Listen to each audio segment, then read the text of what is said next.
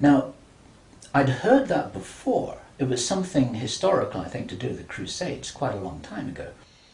But I hadn't heard it in the present-day context, and neither had he.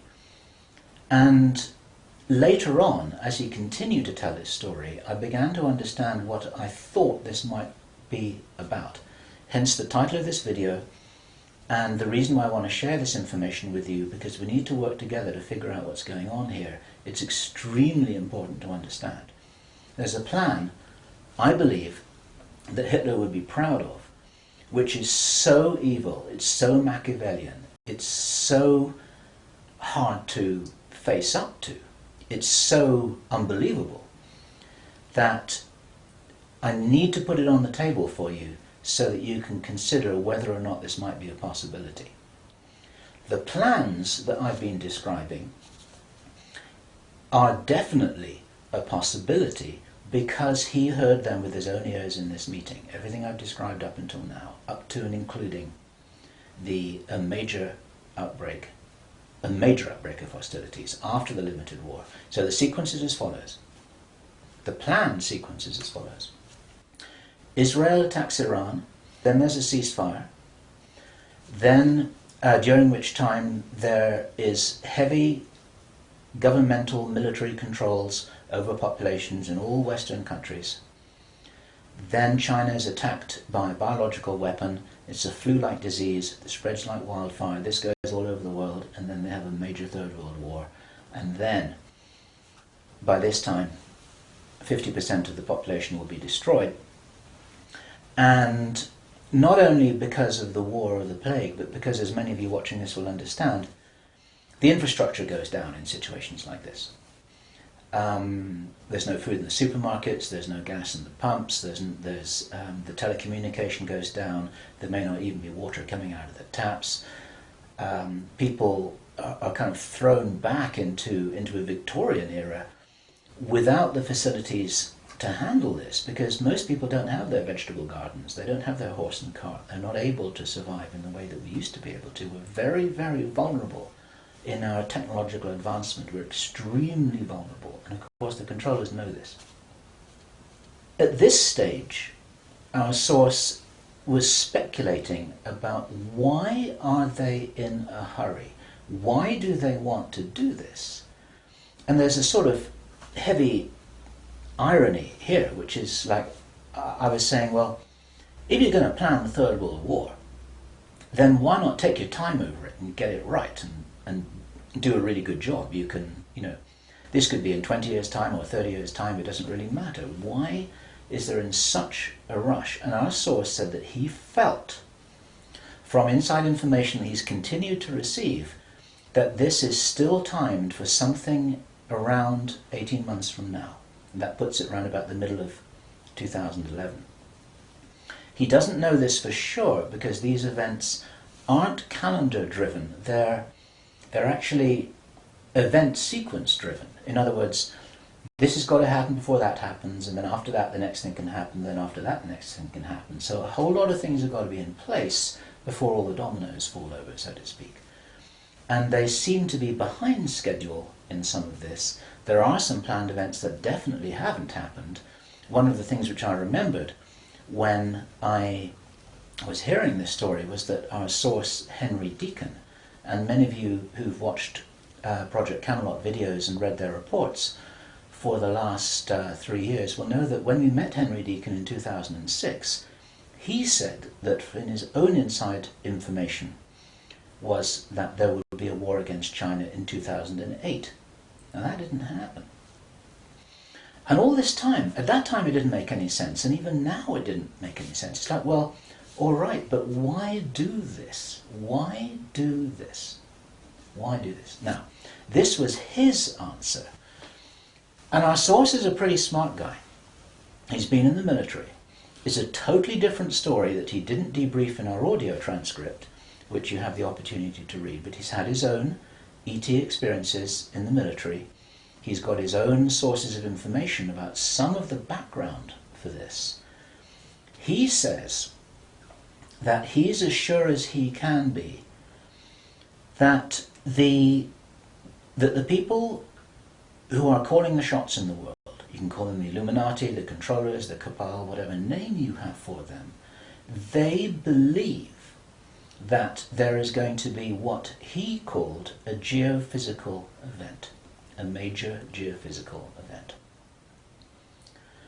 He says that the best information that he's got is that the insiders believe that this is going to happen, or they are concerned that this is going to happen. And many of you watching this will know that this isn't a completely crazy idea. There have been trillions of dollars that have been spent on deep underground bases. For some, there are many precautions being taken as if something might happen that could really threaten some of these valuable resources, including the seed banks of the world. Now, if there is going to be a geophysical event as they believe, this is because it seems to be preserved Illuminati inside knowledge, whether it's true or not, that there are repeated cyclical geophysical events about every 11,500 years. Information about what really happened to Atlantis was very probably in the Great Library of Alexandria that burnt down a couple of thousand years ago. There are persistent rumours that much of that information has been retrieved and it's in the Vatican Library. This is information which is not in the public domain and which the insiders may have access to. Whether it's accurate or not, the important thing is to realise that they probably believe that this will happen and they're making their precautions. And this might be the justification for this insanity that we've just heard about in this plan. Consider this. He said, if there's going to be a major geophysical event, something like a pole shift, maybe it's Planet X, maybe it's some kind of energetic phenomenon that the solar system is going to be moving into, that's going to somehow destabilize the Earth or the Earth's crust in some way, we don't know.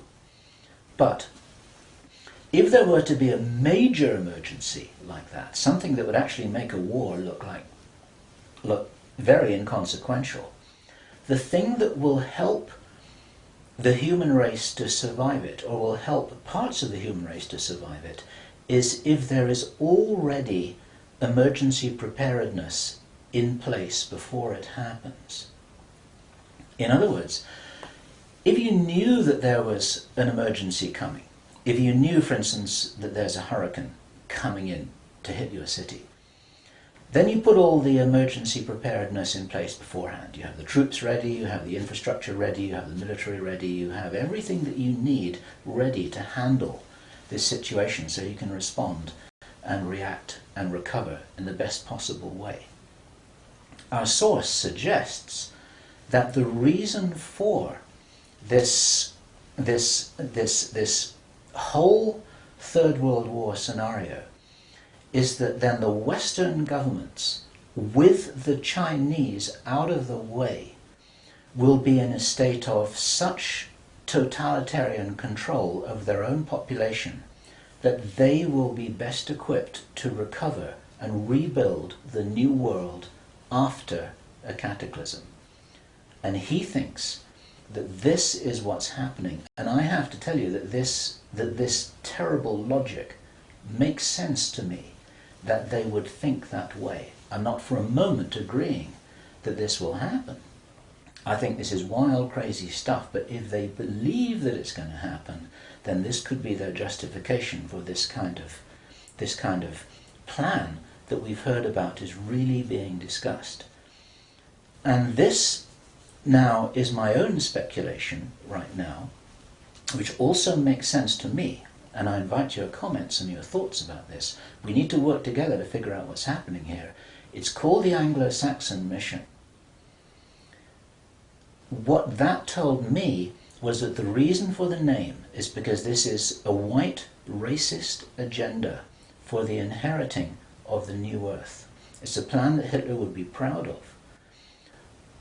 If they think that a new earth needs to be rebuilt, a new world, think of that little phrase there, if a new world needs to be rebuilt after a cataclysm, they want the Anglo-Saxons to be doing it. They don't want the Chinese to be doing it. They get the Chinese out of the way first. And then the Anglo-Saxons will inherit this new world with the other nations, the Asian nations, the African nations, the South American nations. Presumably, it is assumed that they won't have the resources to be able to handle the situation in any kind of a way that gives them the strength to recover after whatever it is that they think is going to occur.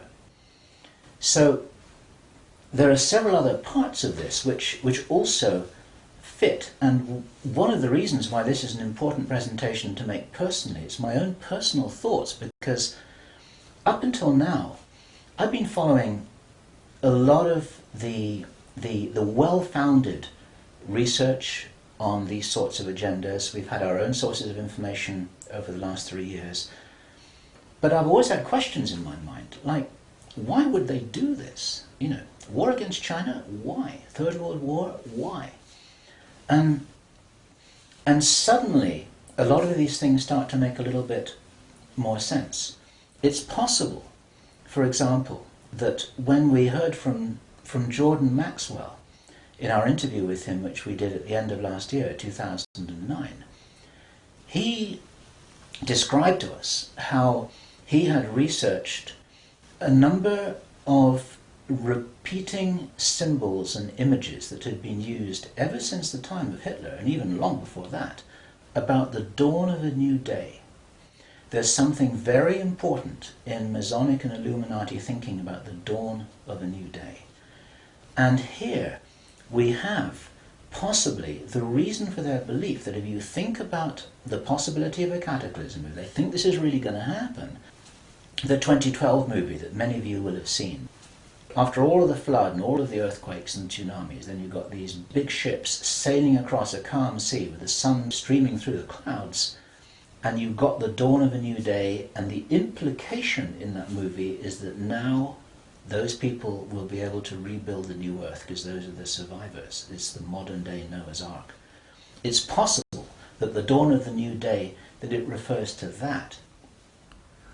And it even occurred to me, and I'd be interested for other researchers to offer their views on this, that the very term the New World Order that we first started to hear about 20 years ago, actually longer ago than that, but the New World might be the post-cataclysmic world. The New World, it might be the order for the New World after the cataclysm. They may be planning who will inherit the New World. It may be nothing less than this.